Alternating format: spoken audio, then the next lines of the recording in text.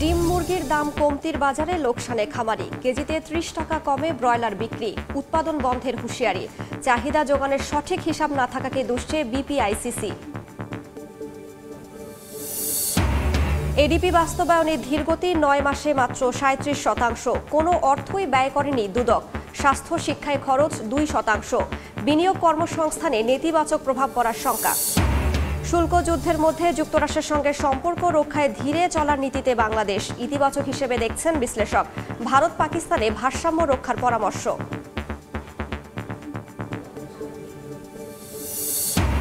প্রতি বছর রাঙামাটিতে বাড়ছে পর্যটক, অধিকাংশ বোটেই নেই লাইফ জ্যাকেট, ঝুঁকি নিয়েই নৌ ভ্রমণ করছেন ভ্রমণ পিপাসুরা। পর্যাপ্ত জীবন রক্ষাকারী সরঞ্জাম রাখার দাবি। এবং প্রযুক্তি খাতে একচেটিয়া প্রভাব বিস্তারের দোষ অস্বীকার গুগলের, মার্কিন আদালতের রায়ের বিরুদ্ধে আপিলের সিদ্ধান্ত, সাশ্রয়ী হওয়ায় ব্যবহারকারী বাড়ছে বলে দাবি।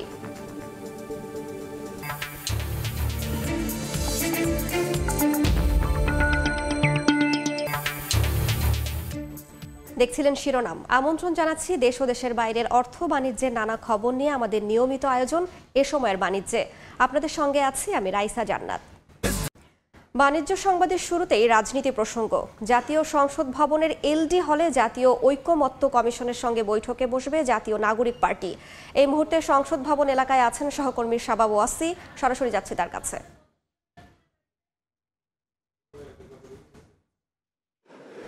জাতীয় ঐক্যমত্য কমিশনের সঙ্গে ভেতরে বৈঠক করছেন জাতীয় নাগরিক পার্টির সদস্যরা।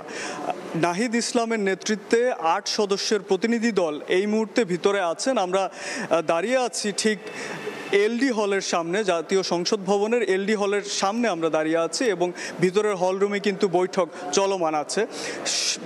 সকাল 10:30টার সময় এই মিটিংটি শুরু হয়। ভেতরে নানা বিষয় নিয়ে আলোচনা হচ্ছে। একটু আগেই কিন্তু ডক্টর আলী রিয়াজ একটি সূচনা বক্তব্য রেখেছেন এবং সেই সূচনা বক্তব্যের মধ্যে তিনি এনসিপির নেতাকর্মীদের ধন্যবাদ জানিয়েছেন যে তারা এবং তাদের যে একটা গুরুত্বপূর্ণ ভূমিকা ছিল জুলাই অভ্যুত্থানে, সেই বিষয়টি তাদেরকে জানিয়েছেন। এর পরবর্তীতে কিন্তু নাহিদ ইসলাম একটি সূচনা বক্তব্য রেখেছেন এবং তিনি যেটা বলেছেন যে তারা ঐক্যমত্যে আসার জন্য আগ্রহী এবং তারা চাচ্ছেন যে ঐক্যমত একটি আলোচনার মাধ্যমে নির্বাচন, সংবিধান সংস্কারের বিষয়ে একটা ঐক্যমত্যে যাতে তারা আসতে পারেন, এই বিষয়ে তারা আগ্রহী। নাহিদ ইসলাম এটি স্পষ্ট করে বলেছেন যে শুধুমাত্র একটি দলকে সরিয়ে আরেকটি দল ক্ষমতায় বসার জন্য আসলে অভ্যুত্থান হয়নি। তিনি বলেছেন যে রাষ্ট্রের যে আমূল পরিবর্তন, যেই নীতিগত কাঠামোগত পরিবর্তন, সেই সংস্কারগুলো আসলে তারা চান। প্রধানমন্ত্রীর ক্ষমতা, সংবিধান সংস্কার, আইন এবং বিচার বিভাগের সংস্কার, প্রধানমন্ত্রীর ক্ষমতার ভারসাম্য ইত্যাদি বিষয়ে তারা বেশি গুরুত্ব দিচ্ছেন এবং সেই বিষয়গুলি নিয়েই কিন্তু তারা আজকে আলোচনায় বসেছেন। আপনারা জানেন যে গত ২০ মার্চ থেকেই জাতীয় ঐক্যমত্য কমিশন বিভিন্ন বড় বড় রাজনৈতিক দলের সঙ্গে বসছেন আলোচনা করতে এবং তারই ধারাবাহিকতায় আজ এই মিটিংটি হচ্ছে। এই ছিল আমার কাছে সর্বশেষ। পরবর্তীতে আমরা আরও বিস্তারিত জানাতে পারবো মিটিং শেষ হলে। এতক্ষণ সরাসরি যুক্ত ছিলাম সংসদ ভবন এলাকায়।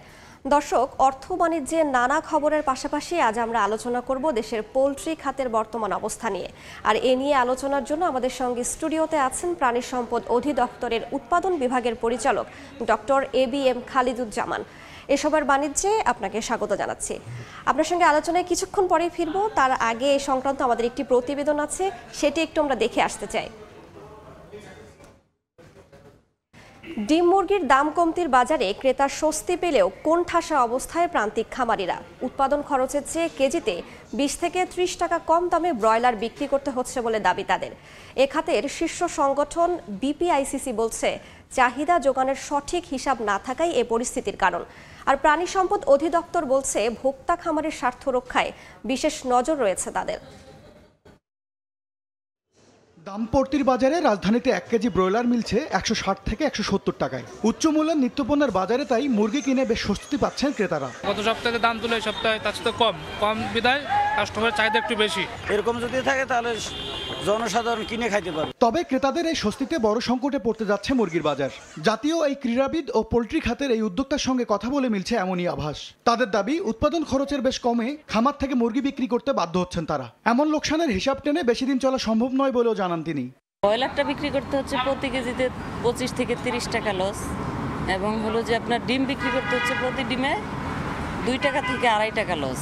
পোলট্রি ইউনিট আপনার ম্যানেজমেন্ট যে একটা সেক্টর তৈরি করতে হবে, ক্রাইসিস ম্যানেজমেন্ট সেক্টর, কি করে এই পোলট্রি শিল্পকে বাঁচানো যায়। লোকসানি হিসাব মেলাতে না পেরে আগামী 1 মে থেকে খামারে নতুন করে বাচ্চা না তোলার ঘোষণা দিয়েছেন খামারিরা। সরকার যদি আমাদের দাবিগুলো আশ্বস্ত করে, পুঁজির নিরাপদ দিতে পারে, তাহলে আমরা প্রান্তিক খামার চালু রাখবো। তা না হলে আমরা নতুন করে খামারে বাচ্চা তুলব না। এদিকে বাজারের এমন পরিস্থিতির জন্য সরকারের কাছে মুরগির মাংস ও একদিনের বাচ্চার চাহিদা যোগানের সঠিক হিসেব না থাকাকে দায়ী করছে এ খাতের শীর্ষ সংগঠন বিপিআইসিসি। অবশ্যই সারা বছরের সাপ্লাইটা স্টেবল হতে হবে। যখন সবকিছু ডকুমেন্টেশনের আন্ডারে আসে তখন কিন্তু প্ল্যান করা যায়। একটা খামার রেজিস্ট্রেশন হলো ভালো কথা, পরের বছর যদি রিনিউ না করতে আসে তাহলে বুঝবে খামারটা নাই। বাট আমি তো শিওর না যে খামারটা আছে কি নাই। আমার তো একটা এনশিওর্ড হতে হবে যে খামারটা আছে। কোনো প্ল্যানিং আসলে করা যাচ্ছে না প্রপারলি এই তার তথ্যগুলো না থাকাতে। তবে প্রাণী সম্পদ অধিদপ্তর বলছে, ভোক্তা খামারির স্বার্থ সুরক্ষাকে গুরুত্ব দিয়েই কাজ করছেন তারা। এই উঠানামা কিংবা এক জায়গায় খামারি লস লাভের বিষয়টা, এটা আসলে একটু বিশ্লেষণ করা খুব কঠিন।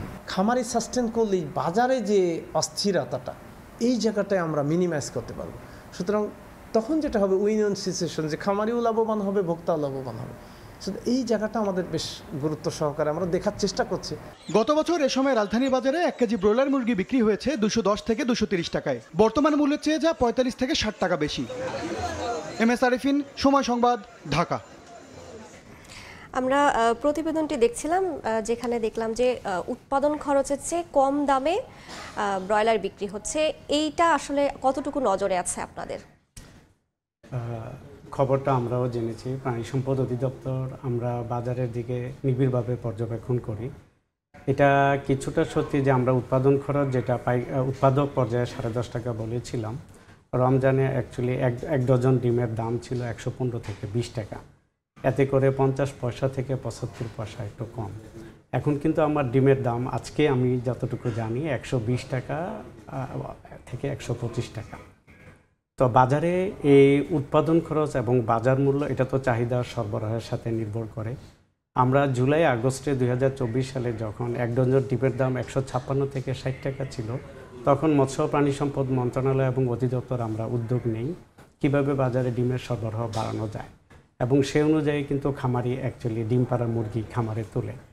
পরবর্তীতে রমজানকে টার্গেট করে যখন মুরগি তোলা হয়, রমজানের ডিমের চাহিদার তুলনায় প্রাপ্যতাটা বেশি থাকার কারণে কিছুটা কম। অবশ্যই এখন আবার ডিমের মূল্য কিছুটা বাড়তির দিকে। আমরা যেটা মনে করি আমাদের পর্যবেক্ষণে, যে ডিমের দামটা অচিরেই আবার এটা খামারির স্বস্তির পর্যায়ে আসবে, 130 টাকা বা এই কাছাকাছি যাবে। আচ্ছা, ডিমের দাম কমলে ভোক্তা হিসেবে আমি স্বস্তি অনুভব করি, কিন্তু খামারিরা যেটা বলছেন যে তারা খামার বন্ধ করে দিতে পারে, সেক্ষেত্রে তো ভবিষ্যতে তাহলে কি আরও দাম বাড়ার যে শঙ্কা সেটা থাকছে কি? বাংলাদেশ পোলট্রি অ্যাসোসিয়েশনের এই খবরটা আমাদের নজরে এসেছে। এটা পুরোপুরি সায়েন্টিফিক নয়। অ্যাকচুয়ালি যে সমস্ত খামারিরা মুরগি তুলেছেন বা যেগুলো ডিম পাড়া অবস্থায় আছে, তাদের ডিম পাড়া বন্ধ করা যাবে না। হয়তো কোনো খামারি যারা নতুন করে মুরগি তুলবেন, সেই সংখ্যাটা খুবই কম। এখন অনেকেরই ডিম পাড়া মুরগি আছে, রমজানকে উদ্দেশ্য করে তারা খামারে মুরগি তুলেছিলেন। কাজেই এটা পুরোপুরি সত্য নয়। এছাড়া প্রাণী সম্পদ অধিদপ্তর আমরা সমস্ত অংশীজনদের নিয়ে আমরা চিন্তা করেছি যে আমরা সমস্ত অংশীজনদের নিয়ে বসবো, যাতে ভোক্তা সাধারণের স্বার্থে এই ধরনের কার্যক্রম থেকে সংশ্লিষ্ট অংশীজন বিরত থাকেন। এটা কখনোই সমীচীন হবে না। আর আমরা খামারিদের সাথে সরাসরি জড়িত। আমরাও মাঠ পর্যায়ে আমাদের বিভাগীয় কর্মকর্তারা কাজ করছেন, যাতে খামারিরা এই ধরনের কার্যক্রমের সাথে সংযুক্ত হতে না পারে, সেজন্য আমরা প্রয়োজনীয় ব্যবস্থা নিই। আপনারা বললেন যে খামারিদের সঙ্গে একদম মাঠ পর্যায়ে আপনারা সম্পৃক্ত। খামারিরা যাতে লাভজনকভাবে কাজটা তাদের চালিয়ে যেতে পারে, সেই বিষয়ে আসলে আপনারা কি করছেন বা আপনাদের পদক্ষেপটা কি? আচ্ছা, আমাদের পদক্ষেপ হলো যাতে সারা বছর ব্যাপী চাহিদা এবং যোগানের মধ্যে একটা ভারসাম্য থাকে। ইতিমধ্যেই কিন্তু আমরা জাতীয় পোলট্রি উন্নয়ন নীতিমালা প্রণয়ন করেছি, এবং একদিনের বাচ্চা তাদের উৎপাদন খরচ এবং সারা বছর ব্যাপী তার যে সরবরাহ ও চাহিদা এবং যোগান, এই জিনিসটাকে যাতে একটা স্থিতিশীল পর্যায়ে রাখা যায় সেজন্য একদিনের বাচ্চার একটা কৌশলপত্র আমরা প্রণয়ন করেছি। ইতিমধ্যেই এটা যথেষ্ট ভালো মানে উৎসাহ আমাদেরকে দিয়েছে যে বাজারে যাতে একদিনের বাচ্চার মূল্যটা সহনীয় থাকে। আপনি জানবেন যে এই পর্যায়ে ব্রয়লারের একদিনের বাচ্চা 35 থেকে 40 টাকা, যেটা খামারি সহনীয় পর্যায়ে। লেয়ারের বাচ্চাও তাই 50 থেকে 55 টাকা। কাজেই আমি মনে করি যে বাচ্চার যে মূল্যটা সেটা খামারিদের বাচ্চা তোলা এবং এই বাচ্চা মুরগি লালন পালন করাতে উৎসাহ যোগাবে। এবং আমরা এই বিষয়টার সাথে সম্পূর্ণ একযোগে কাজ করছি। যে প্রান্তিক খামারিরা আছে এখানে তো নিবন্ধনের একটা বিষয় থাকে, তো তারা তো যখন খুশি তখন বাচ্চা তুলবে বা করবে, এই বিষয়টা আপনারা আসলে কিভাবে? এটা একটা চমৎকার কথা। আমাদের যে পশুরোগ আইন ও বিধিমালা আছে, প্রতিটা খামারি তাদের খামার পরিচালনার জন্য আমাদের সরকারি নিবন্ধনের একটা বিষয় আছে। এই বিষয়টা তো আমরা জোরালো পদক্ষেপ নিয়েছি যাতে সমস্ত খামারি নিবন্ধনের আওতায় আসে।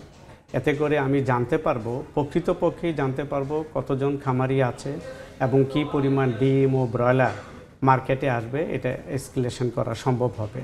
কাজেই আমরা মনে করি আমাদের যে নতুন নীতিমালা, আমাদের যে নিবন্ধন পদ্ধতি, এই সবগুলো একযোগে কার্যকর করলে তখন আমাদের এই ফল আসবে। এবং অবশ্যই আমি আশা করি আমাদের সাথে সমস্ত অংশীজনরা, Bangladesh poultry industries association, Bangladesh poultry association, সবাই মিলিয়ে আমরা একযোগে কাজ করতে চাই।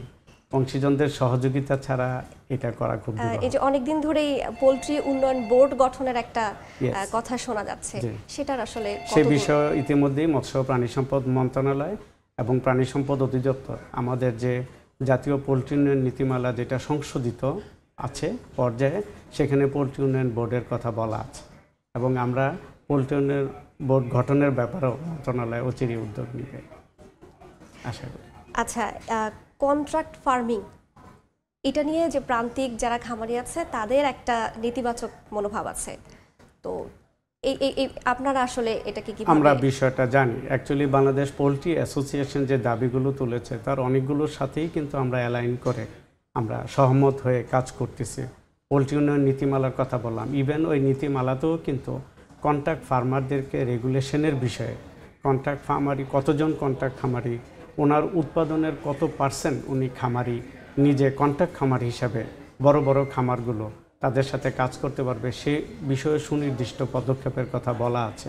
আমরা অত্যন্ত সচেতন প্রাণী সম্পদ অধিদপ্তর যাতে কন্ট্রাক্ট খামারি বা কন্ট্রাক্ট বিজনেসের ফলে আমার প্রান্তিক খামারি ক্ষতিগ্রস্ত না হয়, সেজন্য আমরা একযোগে কাজ করেছি এবং কন্ট্রাক্ট ফার্মিংয়ের বিষয়ে একটা পলিসি ডকুমেন্ট প্রস্তুতির কাজ চলছে, যাতে করে কোনোভাবেই বৃহৎ খামারিদের কারণে আমার ক্ষুদ্র খামারিরা ক্ষতিগ্রস্ত না হয়। কিন্তু মাঝে মাঝেই প্রান্তিক খামারিরা বড় বড় যে কোম্পানিগুলো আছে তাদের বিরুদ্ধে অভিযোগ আনে যে তারা যে বাচ্চার দাম আসলে বাড়িয়ে দেন, তো খাদ্যের দাম বাড়িয়ে দেন, সেটা আপনারা কিভাবে নজরদারি? সেই জায়গাটাতে কিন্তু আমরা অনেকটা স্বস্তির জায়গায় আছি। এখন কিন্তু ইতিমধ্যে আমি বলেছি ব্রয়লারের বাচ্চার দাম 35 থেকে 40 টাকা বা লেয়ারের বাচ্চার দাম 55 থেকে 60 টাকা। এটা কিন্তু আমাদের যে বাচ্চার দাম হওয়া উচিত, আমরা অধিদপ্তর যেটা মনে করি সেই অবস্থাতেই আছে। তো কাজেই আমাদের যে বাচ্চার একদিনের বাচ্চার যে কৌশলপত্র, যেটা ইতিমধ্যেই মন্ত্রণালয় এবং অধিদপ্তর প্রণয়ন করেছে, এই কৌশলপত্রের বাস্তব ফলাফল কিন্তু আমরা পাচ্ছি। বাচ্চার দাম কিন্তু এখন সহনীয় পর্যায়ে। কাজে আমি আশা করি খামারিরা এই পর্যায়ে, এটাও কিন্তু চাহিদা ও সরবরাহের সাথে নির্ভরশীল। এই ব্যাপারে আমরা কন্টিনিউয়াসলি ব্রিডার যেগুলো খামার, হ্যাচারি খামার, তাদের সাথে তারা সকলেই মোরলেস নিবন্ধিত, আমরা তাদেরকে সবাইকে মনিটরিংয়ের আওতায় আছি এবং সারা বছর ব্যাপী তাদের যে উৎপাদন এবং বাজারে যে বাচ্চা সরবরাহ, এই জিনিসটা কঠোর মনিটরিংয়ের মধ্যে আনা হয়েছে। আচ্ছা, দাম কখন বাড়বে, দাম কখন কমবে, মানে চাহিদা কখন বাড়বে বা কমবে, এই বিষয়টা আসলে মানে প্রান্তিক খামারিদের মাঝে কিভাবে পৌঁছানো হয়? এটা মূলত আমাদের যে উপজেলা এবং জেলা পর্যায়ে কার্যালয় আছে, আমাদের যে প্রাণী সম্পদ কর্মকর্তা আছে, ওনাদেরকে আমরা এই কৌশলপত্রের ছায়ালিপি ওনাদের কাছে আমরা পৌঁছেছি এবং আমরা যখন অংশীজনদের সাথে মিটিং করি, বাজারে কোন কোম্পানি কতটুকু বাচ্চা সরবরাহ করছে, বাজারে কতটুকু থাকা দরকার, এই তথ্যগুলো আমি আমার উপজেলা ও জেলা পর্যায়ে আমাদের কর্মকর্তাদেরকে সরবরাহ করি, যাতে করে ওনারা খামারিদের সাথে যে উঠান বৈঠক করে বা অংশীজনের সাথে বৈঠক করে সেই বিষয়গুলি ওনারা সরবরাহ করতে পারে। কাজে এটা অনেকটাই নিয়ন্ত্রণের মধ্যে আছে এখন বাচ্চার একদিনের বাচ্চার মূল্যটা। আমরা মনে করি এইটা একটা পদক্ষেপ প্রাইমারি পর্যায়ে। বাচ্চার মূল্য সহনীয় থাকলে এবং খাদ্যের মূল্য আরেকটা বিষয় আছে, সেটা নিয়েও আমরা কাজ করছি, খাদ্যের মূল্য কিভাবে কমানো যায়। এবছর কিন্তু ভুট্টা বাম্পার ফলন হয়েছে। আমরা আলোচনার একেবারেই শেষ পর্যায়ে এসেছি। ছোট্ট একটা আমার শেষ প্রশ্ন, সেটি হচ্ছে খামারে নতুন করে বাচ্চা তোলার বিষয়ে আপনারা আসলে কি বলছেন, খামারিদের আপনাদের পরামর্শ কি? এই মুহূর্তে আমরা বলবো বাচ্চা তোলার ব্যাপারে বাচ্চার কোয়ালিটি, মান এবং বাচ্চা লালন পালন এগুলি তো আমাদের কারিগরি সেবা পর্যায়ে পড়ে, কিন্তু বাজারে বাচ্চার দাম কত হইতে পারে সেই জিনিসটা আমাদের উপজেলা অফিস বা জেলা অফিসের মাধ্যমে খামারিদের জানিয়ে দেওয়াটাই আমাদের বড় কর্তব্য। কারণ বাচ্চার দামটা যদি সহনীয় পর্যায়ে থাকে, সে যদি কম দামে বাচ্চা কিনতে পারে, তাহলেই তার খামারটা লাভজনক হবে। আমরা আশা করি কোনো খামার বন্ধ না হোক এবং বাচ্চা তোলার যে বিষয়টি আছে প্রান্তিক খামারিরা সেটি নিশ্চয়ই মেনে চলবে। আমরা প্রত্যাশা রাখি যে চাহিদা এবং জোগানের যে ভারসাম্য সেটা বজায় থাকবে।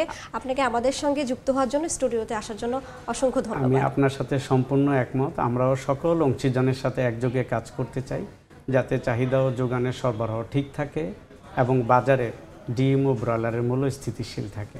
ধন্যবাদ আপনাকে। আবারও ধন্যবাদ। এতক্ষণ আমাদের সঙ্গে আলোচনার জন্য স্টুডিওতে উপস্থিত ছিলেন প্রাণী সম্পদ অধিদপ্তরের উৎপাদন বিভাগের পরিচালক ডক্টর ABM খালিদুজ্জামান। দেখছেন এসময়ের বাণিজ্য। খালে পড়ে নিখোঁজের 14 ঘন্টা পর উদ্ধার হয়েছে শিশু সেহেরিসের মরদেহ। বিস্তারিত জানাতে চট্টগ্রাম থেকে সরাসরি যুক্ত হচ্ছেন সহকর্মী শফিকুল আলম। অবশেষে কাকতালীয়ভাবে বলা যায়, এই শব্দটি ব্যবহার করা যায়, সেই শিশু সেহেরিসের মরদেহটি পাওয়া গেছে তার বাড়ির পাশে।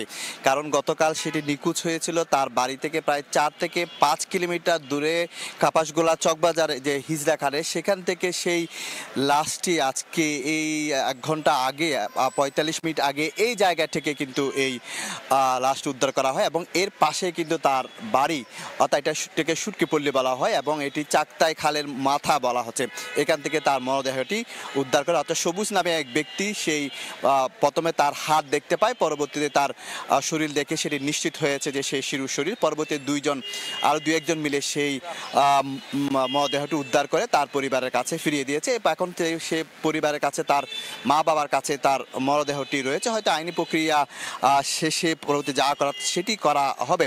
তবে সেখানে আমরা নৌবাহিনীর সাথেও কথা বলেছিলাম এবং যারা উদ্ধার তৎপরতা আছে সেরকম তারা সবাই নিশ্চিত করেছে এবং পরিবার পক্ষ থেকে নিশ্চিত করা হয়েছে সেটি সেহেরিসের মরদেহ। এই যে আপনি দেখতে পাচ্ছেন একে পানির ঢেউ, পানির যে স্রোত, সেটি কিন্তু যেখানে দুর্ঘটনা হয়েছিল সেই দিক থেকে পানির স্রোতটি নেমে আসছে এবং পানির তোড়ে সেটি মরদেহটি এখানে এসেই কিন্তু এখান থেকে উদ্ধার করা হয় সেটি বলা হচ্ছে। সেটি কাকতালীয়ভাবে এই জন্য বলছি যে যেখান থেকে 4 কিলোমিটার দূরে যেখানে নিখোঁজ হয়েছে সেখান থেকে লাশটি কিভাবে তার বাবার বাড়ির পাশে, তার ঘরের পাশেই এসে আসলো সেটি নিয়ে কিন্তু, এবং এই যে সাধারণ মানুষের মধ্যে যে উদ্বেগ উৎকণ্ঠা ছিল, অবশেষে কিছুটা হলেও স্বস্তি ফিরেছে সাধারণ মানুষের মধ্যে। তার কারণ সবাই চেয়েছিল অন্ততপক্ষে লাশটি যেন ফেরত পাওয়া যায়। অত 15 ঘন্টা পর সেই লাশটি ফেরত পেয়েছেন স্থানীয়রা। তো এই ছিল আমার কাছে সর্বশেষ তথ্য।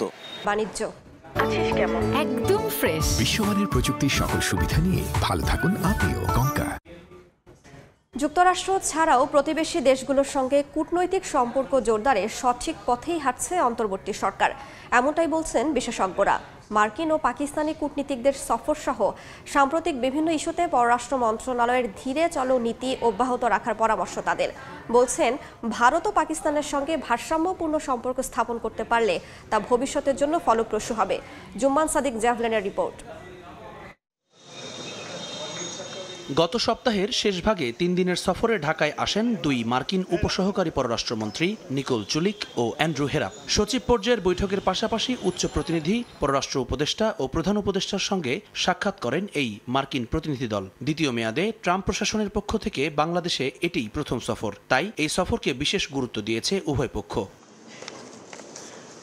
শুল্ক নীতি ইস্যুতে তাৎক্ষণিক প্রতিক্রিয়া না জানালেও 90 দিনের সময় চেয়ে ওয়াশিংটনে চিঠি পাঠিয়েছিল ঢাকা। সদ্য সমাপ্ত সফরেও একাধিকবার ট্যারিফ ও বাণিজ্য ঘাটতি কমাতে বাংলাদেশের উদ্যোগের বিষয়ে জানানো হয় মার্কিন প্রতিনিধিদের। ধীরে চলার এই নীতিকে ইতিবাচকভাবে দেখছেন বিশেষজ্ঞরা।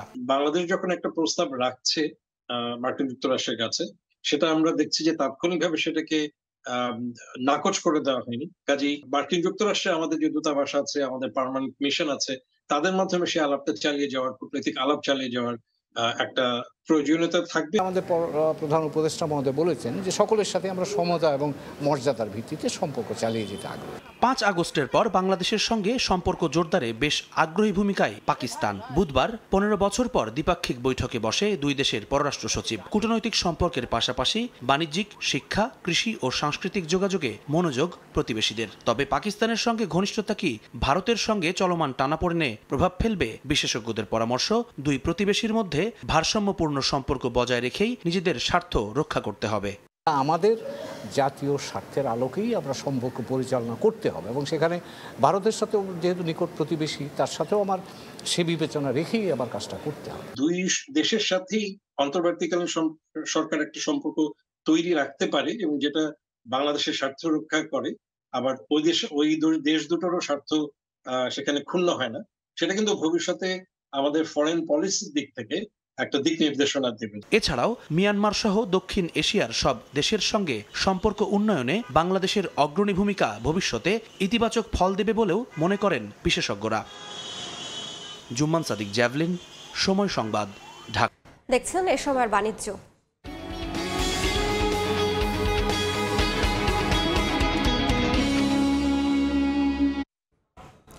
চলতি অর্থ বছরে 9 মাস পার হলেও মোটের ওপর বার্ষিক উন্নয়ন কর্মসূচি এডিপির বাস্তবায়ন হয়েছে মাত্র 37%। এর মধ্যে বরাদ্দের মাত্র 2.25% ব্যয় করতে পেরেছে স্বাস্থ্য, শিক্ষা ও পরিবার কল্যাণ বিভাগ। আর কোনো অর্থই ব্যয় করেনি দুদক। তবে বরাদ্দের 80% অর্থ কুড়িয়ে এডিপি বাস্তবায়নের সবচেয়ে এগিয়ে জ্বালানি ও খনিজ সম্পদ বিভাগ। অর্থনীতিবিদরা বলছেন, প্রকল্প বাস্তবায়নের ধীরগতি নেতিবাচক প্রভাব ফেলবে বিনিয়োগ ও কর্মসংস্থানে। অর্থনৈতিক ও রাজনৈতিক নানা সংস্কারে যখন ব্যস্ত সারা দেশ, তখন বেশ খানিকটা ধীরে চলনীতিতে চলছে চলতি অর্থ বছরের বার্ষিক উন্নয়ন কর্মসূচি এডিপির বাস্তবায়ন। বাস্তবায়ন পরিবীক্ষণ ও মূল্যায়ন বিভাগ IMEDর সর্বশেষ মাসিক প্রতিবেদন, মার্চ পর্যন্ত চলতি অর্থ বছরের প্রথম 9 মাসে এডিপি বাস্তবায়ন হয়েছে 36.65%। এই হার করোনাকালীন বিশেষ সময়ের চেয়েও কম। এ সময় সবচেয়ে বেশি বাস্তবায়ন হয়েছে জ্বালানি ও খনিজ সম্পদ বিভাগে। 9 মাসেই বরাদ্দের প্রায় 80% খরচ করেছে এই বিভাগ। এদিকে 9 মাসেও বরাদ্দের 1 টাকাও খরচ না করে নজির গড়েছে দুর্নীতি দমন কমিশন। প্রকল্প বাস্তবায়নে দুর্দশার চিত্র স্পষ্ট স্বাস্থ্য, শিক্ষা ও পরিবার কল্যাণ বিভাগে। বরাদ্দের মাত্র 2.29% ব্যয় হয়েছে এখানে। অর্থনীতিবিদরা বলছেন, প্রকল্পগুলোকে দুর্নীতি, স্বজনপ্রীতি ও রাজনৈতিক প্রভাবমুক্ত রাখতেই বাস্তবায়নে দেখা দিয়েছে এমন বেহাল দশা। অর্থের অপচয়, দুর্নীতি এবং অর্থ পাচার, তো সেই বিষয়গুলো কঠোরভাবে বন্ধ করা হবে। তো এই কারণেই আসলে এই যে প্রকল্প বাস্তবায়নের ধীরগতি। বরাবরের মতো বছরের শেষ সময়ে এসেও এবার বাস্তবায়নে গতি বাড়বে না বলেও মনে করেন তারা, যদিও এর নেতিবাচক প্রভাব পড়বে বেসরকারি বিনিয়োগে ও কর্মসংস্থান সৃষ্টিতে। এডিপি বাস্তবায়ন করলে সেক্ষেত্রে কিন্তু অনেক কর্মসংস্থান হয় এবং যে অবকাঠামোগুলো তৈরি হয় সেটা কিন্তু প্রাইভেট সেক্টর সাপ্লাই করবে না। প্রত্যেকটা জায়গায় কিন্তু সরকারি আসলে সাপ্লাই দেবে। তো এই যে একটা বড় ক্যাপিটাল গুডের সাপ্লাই দেওয়া, তো সেটা যদি সীমিত হয়ে যায়, তাহলে সেই ক্ষেত্রে কিন্তু বেসরকারি যে বিনিয়োগ সেটাও কিন্তু অনেকটাই সীমিত হবে। চলতি অর্থ বছরে 1463টি প্রকল্প বাস্তবায়নে মূল এডিপিতে বরাদ্দ দেওয়া হয়েছে প্রায় 2,26,165 কোটি টাকা। অন্তরা সেন, সময় সংবাদ, ঢাকা। লালমনিরহাটে জামায়াতে ইসলামীর জনসভায় বক্তব্য রাখছেন দলটির আমির ডাক্তার শফিকুর রহমান। সরাসরি যাচ্ছে সেখানে। তারা চেয়েছিলেন অতীতের ফ্যাসিস্টের শিরোমণি ফেরাউনের মতো এই দেশকে নিয়ন্ত্রণ করতে।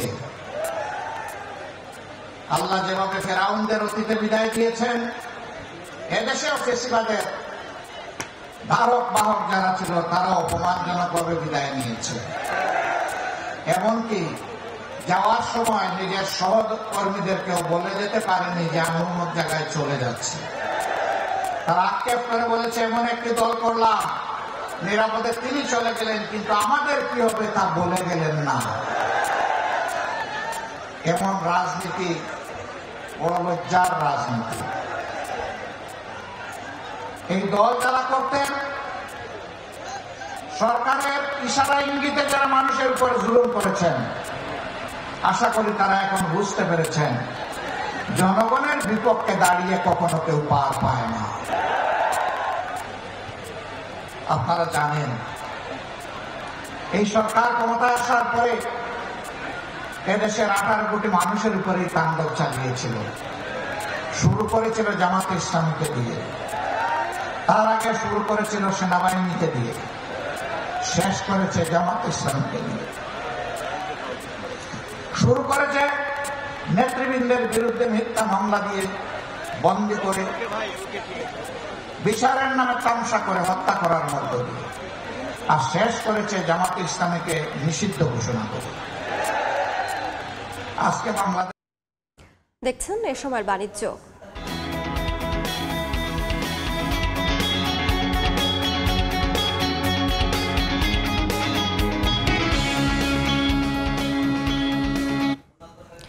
বেনাপোল বন্দরে 1 বছরেরও বেশি সময় ধরে বন্ধ ভারত থেকে আসা ট্রাকে স্ক্যানিং কার্যক্রম। এতে বৈধ পথে চোরাচালান ও শুল্ক ফাঁকির ঘটনা ঘটলেও নির্বিকার কাস্টমস কর্তৃপক্ষ। বিস্তারিত জানাতে বন্দরে আছেন সহকর্মী আজিজুল হক, সরাসরি যাচ্ছি তার কাছে। বেনাপোল রুটে আমদানি এবং রপ্তানি বাণিজ্যকে নিরাপদ রাখতে বেনাপোল বন্দরে বাইপাস সড়কে একটি মোবাইল স্ক্যানিং মেশিন স্থাপন করা ছিল, যেটি পরিচালনা করতেন কাস্টম কর্তৃপক্ষ। তবে যান্ত্রিক ত্রুটির কারণে প্রায় 1 বছর এই স্ক্যানিং মেশিনটি অচল থাকার পর 3 মাস আগে বেনাপোল বন্দর কার্গো ভেহিক্যাল টার্মিনালে নতুন একটি স্ক্যানিং মেশিন স্থাপন করা হয়েছে। তবে এটি ব্যবহারের জন্য সম্পূর্ণ উপযোগী থাকলেও কাস্টম কর্তৃপক্ষ এই স্ক্যানিং মেশিনটি এখনো চালু করেনি। ফলে এই রুটে আমদানি এবং রপ্তানি বাণিজ্য বড় ধরনের যে নিরাপত্তা, সেই নিরাপত্তা ঝুঁকির মধ্যে রয়েছে। আমরা ভারতের পেট্রাপোল বন্দর কর্তৃপক্ষের কাছে জানতে পেরেছি, গত 1 বছরে ভারতের পেট্রাপোল বন্দরে প্রায় 16টি স্বর্ণের চালান আটক করেছে, যে সমস্ত স্বর্ণ এই বাংলাদেশ থেকে পণ্যবাহী ট্রাকে বহন করা হচ্ছিল। তবে বাংলাদেশ অংশে বেনাপোল বন্দর এবং কাস্টমসের দুর্বল নিরাপত্তা ব্যবস্থার কারণে এই বাংলাদেশে কোনো অবৈধ যে পণ্য চোরাচালান সেটি কিন্তু রোধ করতে পারছেন না। আমরা কথা বলেছি বেনাপোল বন্দর কর্তৃপক্ষের সাথে। বন্দর কর্তৃপক্ষ আমাদেরকে জানিয়েছেন যে নিরাপদ বাণিজ্যের ক্ষেত্রে বেনাপোল বন্দরের যে স্ক্যানিং মেশিনটি রয়েছে এটি চালু করা খুবই জরুরি। তিনি আশা করছেন দ্রুত কাস্টম কর্তৃপক্ষ এই স্ক্যানিং মেশিনটি চালু করবেন। তো এই ছিল বেনাপোল স্থল বন্দর থেকে যে বেনাপোল বন্দরে স্ক্যানিং মেশিনটি প্রায় 1 বছর ধরে বন্ধ রয়েছে কার্যক্রম, তার সর্বশেষ। দেখছেন এ সময়ের বাণিজ্য। মেধাভিত্তিক TV reality show Ispahani Mirzapur বাংলাবিদের 6ষ্ঠ বর্ষের মহোৎসব অনুষ্ঠিত হলো। নতুন প্রজন্মের কাছে শুদ্ধ বাংলা বানান ও ব্যবহার ছড়িয়ে দিতে শুক্রবার রাজধানীর চীন মৈত্রী সম্মেলন কেন্দ্রে জমকালো আয়োজন করা হয়।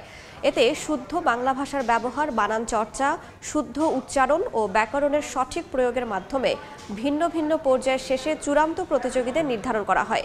চূড়ান্ত পর্বে প্রথম স্থান অর্জনকারীকে 10 লাখ টাকার মেধাবৃত্তি দেওয়া হয়েছে।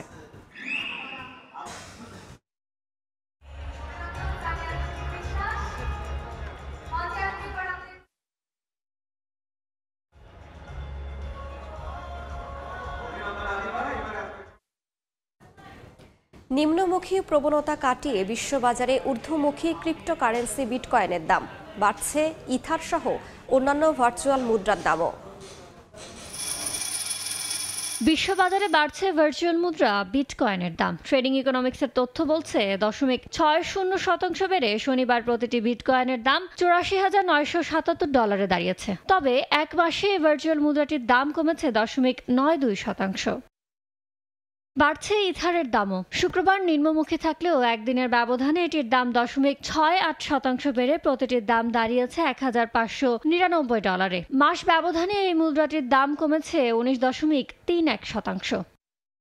ঊর্ধ্বমুখী বাইন্যান্সও শুক্রবার নিম্নমুখী থাকলেও এটি শনিবার কিছুটা বেড়ে প্রতিটির দর $591 রয়েছে। মাস ব্যবধানে দাম কমেছে 6%। ইয়ানুর শিফাত, সময় সংবাদ। বাণিজ্য।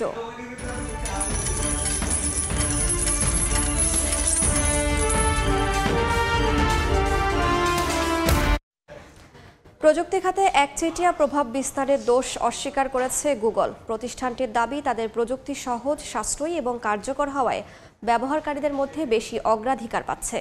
মার্কিন আদালতের রায়ের বিরুদ্ধে আপিল করবে বলেও জানিয়েছে গুগল। এর আগে অনলাইন বিজ্ঞাপন প্রযুক্তিতে একচেটিয়া প্রভাব বিস্তারের দায়ে যুক্তরাষ্ট্রের একটি আদালতে দোষী সাব্যস্ত হয় প্রতিষ্ঠানটি। বিচারক জানান, বিজ্ঞাপন কোথায় ও কিভাবে দেখানো হবে সেই প্রযুক্তির ওপর নিয়ন্ত্রণের মাধ্যমে তারা প্রতিযোগীদের ঠেকিয়ে রেখেছে। গুগলের এই আধিপত্য শুধু বেআইনি নয়, বরং পুরো ডিজিটাল বাজারকে ক্ষতিগ্রস্ত করছে বলে উল্লেখ করা হয়।